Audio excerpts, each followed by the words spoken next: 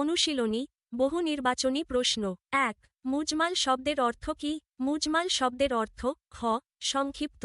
২ আখিরাতে বিশ্বাস মানুষকে আই সমাজে শ্রদ্ধার পাত্রে পরিণত করে। ই আল্লাহর আদেশ নিষেধ মানতে সাহায্য করে।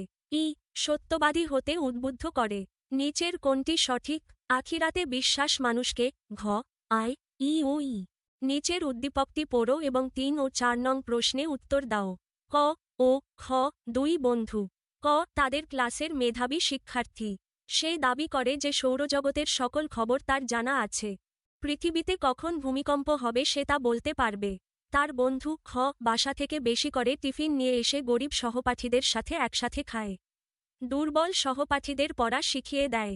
প্রয়োজনে সে তার বই খাতা কাগজ ও কলম ধার দিয়ে সহপাঠীদের সাহায্য করে। ৩ উদ্দীপকে ক এর কাজে আসমাউল হুসনার কোন বিষয়টি লঙ্ঘন হয়েছে? উদ্দীপকে ক এর কাজে আসমাউল হুসনার লঙ্ঘন গ আল্লাহ আলিমুন। কারণ ক ব্যক্তি ভুলভাবে দাবি করছে যে পৃথিবীর সব খবর তার জানা আছে, যা আল্লাহর সর্বজ্ঞতা লঙ্ঘন করে না বলেই বোঝায়। ৪ খ এর কর্মকাণ্ডের ফলে সে আই সমাজে সম্মানিত হবে। ই অনাচার থেকে দূরে থাকবে। ই সমাজে প্রভাবশালী হবে। নিচের কোনটি সঠিক? খ এর কর্মকাণ্ডের ফলে ঘ আই ই ও ই। সে দয়ালু সহায়ক এবং সৎ কাজ করছে। ফলে সমাজে সম্মান অনাচার থেকে দূরত্ব ও প্রভাবশীলতা অর্জন করবে। সৃজনশীল প্রশ্ন ১ ক ও খ বার্ষিক পরীক্ষা শেষে তাদের পিতার সাথে সুন্দরবন বেড়াতে গেল। সুন্দরবনের গাছপালা হরিণ ও সমুদ্র তীরের মনোরম দৃশ্যাবলী দেখে মুগ্ধ হয়। তাদের ধারণা প্রকৃতি একা একা সৃষ্টি হয়েছে। তাদের বাবা জনাব গ একজন ব্যবসায়ী। তিনি তার দোকানের কর্মচারীদের সাথে হাসি মুখে কথা বলেন। কেউ অপরাধ করলে অথবা কোন জিনিস নষ্ট করলেও কাউকে গালাগালি করেন না, বরং তাদের সংশোধনের সুযোগ দেন। ক আকাইদ কি? উত্তর আকাইদ হল ইসলামী বিশ্বাস বা ধর্মীয় মতবাদ। এটি সেই মৌলিক বিশ্বাস যা একজন মুসলমানের ঈমানের ভিত্তি গঠন করে। উদাহরণস্বরূপ আল্লাহ তায়ালার একত্ববাদ, নবী রাসূলগণের প্রতি বিশ্বাস, আখিরাতের প্রতি বিশ্বাস ইত্যাদি। খ অন্তরে যা আছে আল্লাহ সে সম্পর্কে বিশেষভাবে অবহিত, আয়াতটি ব্যাখ্যা করো। উত্তর এই আয়াতটি ওয়াল্লাহু আলিমুম বিজাতিচ ছুরদু আমাদের শিক্ষা দেয় যে আল্লাহ তাআলা মানুষের অন্তরের সবকিছু জানেন। মানুষের মনে যা ভাবনা ইচ্ছা বা চিন্তা থাকে, ভালো হোক বা মন্দ, সবই আল্লাহ তায়ালার কাছে প্রকাশ্য। তিনি তা দেখতে বুঝতে এবং বিচার করতে সক্ষম। তাই আমাদের উচিত সবসময় নিজের অন্তরের অবস্থাকে সতর্কভাবে নিয়ন্ত্রণ করা। মনের চিন্তায় পাপ অনৈতিক বা অন্যায় কোনো বিষয় রাখবেন না। আল্লাহর সর্বজ্ঞতার ধারণা আমাদের সতর্কী ও নৈতিকভাবে সচেতন হতে প্রেরণা দেয়। গ ক ও খ এর ধারণা কোন বিশ্বাসের পরিপন্থী? ব্যাখ্যা করো। উত্তর ক ও খ এর ধারণা প্রকৃতির সৃষ্টি ও ঘটনার বিষয়ে যে মনোভাব দেখিয়েছে তা তাওহীদের বিশ্বাসের পরিপন্থী। ব্যাখ্যা তারা মনে করে যে সুন্দরবনের গাছপালা হরিণ বা সমুদ্রের দৃশ্য নিজে নিজেই বা অন্য কোনো শক্তি ছাড়া স্বতঃসিদ্ধভাবে সৃষ্টি হয়েছে। কিন্তু ইসলামের তাওহীদ অনুযায়ী পৃথিবী ও আকাশ জীবজন্তু প্রকৃতি সবকিছুর একমাত্র সৃষ্টিকর্তা আল্লাহ তাআলা, যিনি সবকিছুর মালিক প্রভু ও পরিচালনাকারী। তাই যেকোনো সৃষ্টি বা প্রাকৃতিক ঘটনা আল্লাহর নিয়ন্ত্রণ ও সৃষ্টির বাইরে হতে পারে না। ক ও খ এর ধারণা প্রকৃতির স্বাধীন বা স্বতঃসিদ্ধ সৃষ্টির কথায় বিশ্বাস করা মানে আল্লাহর একত্ববাদ, ইহলাহ বা মাবুদের একত্ব কে অস্বীকার করা, যা তাওহীদের বিপরীত।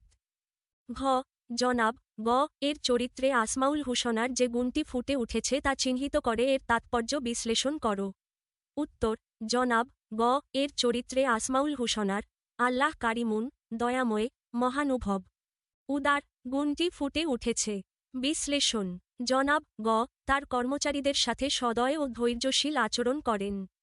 কেউ ভুল করলে বা কোনো জিনিস নষ্ট করলে তাকে গালাগালি না করে সংশোধনের সুযোগ দেন। এটি মহান আল্লাহর উদারতা ও করুণার প্রতিফলন। যেমন আল্লাহ সকলের প্রতি উদার ও দয়াময় সীমাহীন ক্ষমাশীল। শিক্ষার্থীদের জন্য এই আচরণ নৈতিক শিক্ষা প্রদান করে, আমরাও অন্যদের সাথে উদার সহনশীল ও দয়াশীলভাবে আচরণ করতে পারি। তাই জনাব গ এর উদার চরিত্র আমাদের আদর্শ আচরণের দিক নির্দেশনা দেয় এবং আল্লাহর কারিমুন গুণের বাস্তব জীবনের উদাহরণ হিসেবে বোঝায়। সংক্ষিপ্ত উত্তর প্রশ্ন ১ আল্লাহ ছাড়া আর কোনো ইলাহ নেই, উক্তিটি ব্যাখ্যা করো। উত্তর, আল্লাহ ছাড়া আর কোনো ইলাহ নেই। অর্থ হল পৃথিবীতে উপাস্য বা ইবাদতের যোগ্য একমাত্র ব্যক্তি আল্লাহ তাআলা। ব্যাখ্যা, এই বক্তব্যে বলা হচ্ছে আল্লাহ ছাড়া কেউই পূজার যোগ্য নয়। চন্দ্র, সূর্য, পাহাড়, নদী, পশু পাখি বা মানুষ কেউই আল্লাহর সমতুল্য নয়। আল্লাহর একত্ববাদে বিশ্বাস স্থাপন করাই তাওহীদের মূল শিক্ষা। কোনো অন্যকে আল্লাহর সঙ্গে শারিক বা অংশীদার করা যাবে না। উদাহরণ হিসেবে বলা যায়, যেমন পানির মধ্যে দুধ মিশাতে আগে পানি ফেলে খালি পাত্র ব্যবহার করা হয়, তেমনি অন্তরকে সব ভ্রান্ত বিশ্বাস থেকে খালি করে আল্লাহর প্রতি বিশ্বাস স্থাপন করতে হবে। এভাবে আমরা বুঝি যে সব উপাস্য ও ইবাদত শুধুমাত্র আল্লাহর জন্যই, এবং তার সাথে কোনো অংশীদার করা যাবে না। 2. আমরা কেন মহান আল্লাহর গুণে গুণান্বিত হব? উত্তর, আমরা মহান আল্লাহর গুণে গুণান্বিত হব কারণ আল্লাহর গুণগুলো আমাদের নৈতিক ও চরিত্রগত আদর্শ হিসেবে কাজ করে। ব্যাখ্যা, আল্লাহ কারিম, দয়াময়, হাকিম ও আলিম।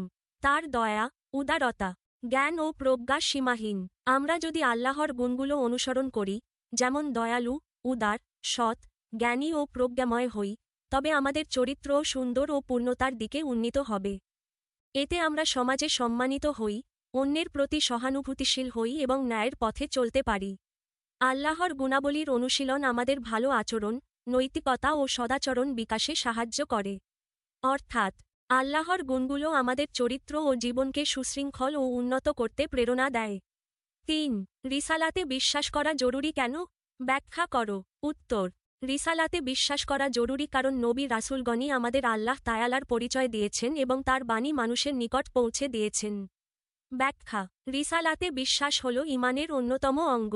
যদি কেউ নবী রাসূলদের বিশ্বাস না করে, তাহলে সে আল্লাহ তাআলার আদেশ ও বাণীকে অস্বীকার করছে। নবী রাসূলগণ মানুষের কল্যাণে পাঠানো হয়েছেন, তারা সত্য ও ন্যায়ের পথ দেখান, মানুষকে জান্নাতের দিকে আহ্বান করেন এবং পাপ থেকে বিরত থাকার শিক্ষা দেন। রিসালাতে বিশ্বাস করার মাধ্যমে আমরা তাদের শিক্ষা গ্রহণ করি, সঠিক পথ অনুসরণ করি এবং আমাদের জীবনে আল্লাহর ইবাদত ও ন্যায়প্রায়ণ আচরণ নিশ্চিত করি। অতএব, রিসালাতে বিশ্বাস না করলে কেউ পূর্ণ মুমিন হতে পারে না। 4. আর তাদের সামনে বারজাক থাকবে পুনরুত্থান দিবস পর্যন্ত। আয়াতটি ব্যাখ্যা করো। উত্তর, এই আয়াতটি কবরের জীবন বা বারজাখের বিষয়ে ব্যাখ্যা করে।